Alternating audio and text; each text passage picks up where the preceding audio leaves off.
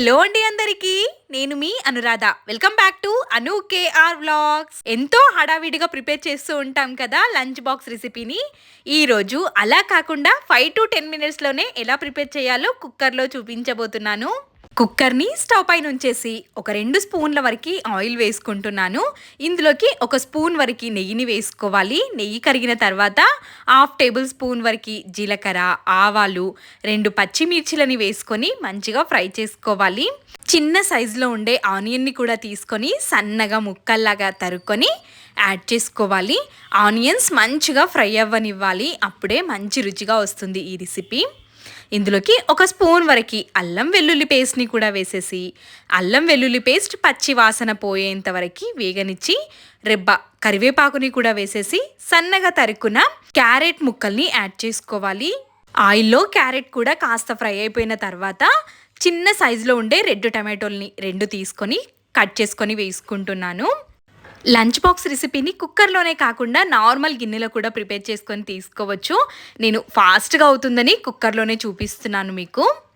ఇందులోకి 1 గుప్పెడు పల్లీల్ని యాడ్ చేసుకుంటున్నాను. 1 గుప్పెడు జీడిపప్పులని కూడా తీసుకోవాలి. జీడిపప్పు పల్లీలు వేసుకుంటాం కాబట్టి ఎక్స్ట్రా రుచిగా ఉంటుంది ఈ రెసిపీ. మీకు కావాలి అనుకుంటే ఇందులోకి ఇంకా బీన్స్ కానీ తొందరగా వేగే ఏ వెజిటేబుల్స్నైనా వేసుకోవచ్చు.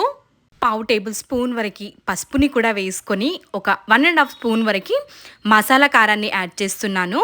మసాలా కారం లేనట్టయితే ధనియాల పొడి, గరం మసాలా, కారం వేసుకుంటే సరిపోతుంది. రుచికి సరిపడా ఉప్పుని కూడా వేసుకొని మొత్తం ఒక్కసారి మిక్స్ చేసుకొని ముందుగా వీటిని ఫ్రై అవ్వనివ్వాలి. డీప్ ఫ్రై అయిపోవాల్సిన అవసరం లేదు. నేతిలో కాస్త ఫ్రై అయ్యాయంటే చాలా రుచిగా ఉంటాయి క్యారెట్, టమాటో, పల్లీలు. కాబట్టి ముందుగా ఫ్రై చేసుకొని వీటిలోకి నేను ఇక్కడ 1 గ్లాస్ వరకు నార్మల్ రైస్ని తీసుకొని ఒక 10 నిమిషాలు నానబెట్టుకున్నాను. మీకు టైం లేకపోతే అప్పటికప్పుడే కూడా చేసుకోవచ్చు. ముందుగా బియ్యాన్ని ఒక 2 నిమిషాల పాటు ఫ్రై చేసుకోవాలి. 1 గ్లాస్ బియ్యం తీసుకున్నాను కాబట్టి 2 గ్లాసుల వరకు వాటర్ యాడ్ చేసుకుంటున్నాను.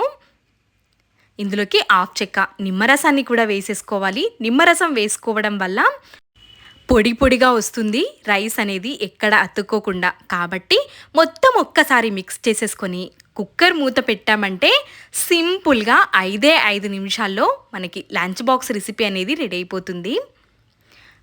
ఒక 3 విజిల్స్ వచ్చిన తర్వాత స్టవ్ ఆఫ్ చేసుకొని చల్లారిన తర్వాత ఓపెన్ చేసి చూసామంటే చాలా చాలా బాగుంటుంది. పొడి పొడిలాడుతూ ఎంత బాగుందో కదా. మధ్యలో కాజు, పల్లీలు, క్యారెట్ తలుగుతూ భలే రుచిగా ఉంటుంది.